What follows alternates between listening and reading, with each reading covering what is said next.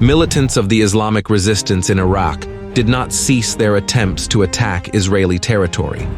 During the week, kamikaze drones were launched across the northern part of the country, but none of them reached Israel. The Ansarallah movement militants launched a drone in the direction of the southern city of Eilat. However, the drone was shot down in the Red Sea on its approach to Israel's land borders. The offensive of anti-government forces in northwestern Syria continued. The fiercest fighting took place north of Hama, where the militants managed to occupy several surrounding settlements. Jihadist activity increased in the Al-Ghab Valley area, where they attacked in the vicinity of Jurin. The illegal armed groups, militants, also took control of Khalat al-Madiq, which opened the way to the Christian settlement of Skalbia. Terrorists did not stop launching drones at Syrian Arab army bases and logistic routes. For the first time since the beginning of the current escalation, the illegal armed group's militants attempted to attack the Russian Hmeimim airbase, but the UAV was shot down.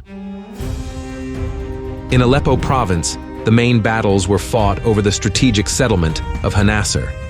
The city changed hands, but in the end, the Syrian government forces managed to liberate it and gain a foothold there.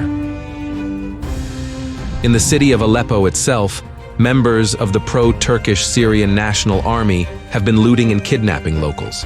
The civilian population even turned to Hayat Tahrir al-Sham terrorists for help in this regard.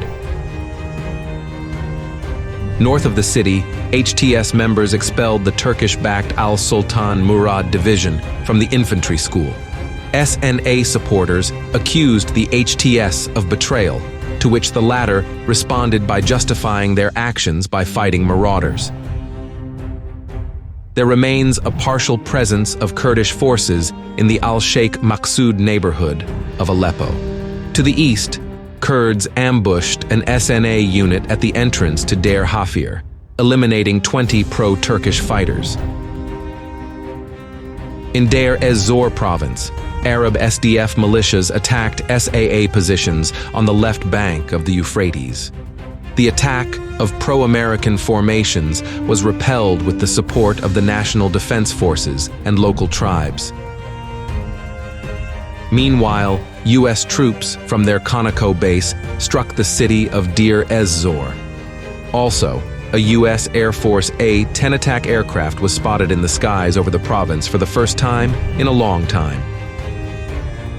In southern Syria, the situation in the province of Daraa, teeming with militant sleeper cells, has somewhat escalated.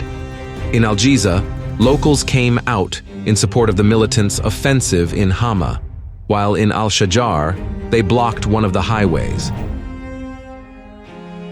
Simultaneous to small protests by opposition citizens, terrorist attacks were carried out. In the neighborhoods of Herbat Ghazal, Sura, and Nawa, militants attacked a supply vehicle and vehicles carrying 𝐄𝐚𝐬𝐿 armed forces personnel.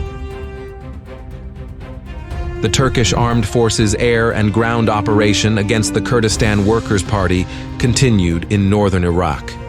9 Kurdish militias were eliminated during Turkish Air Force airstrikes on Gara and Hakirk.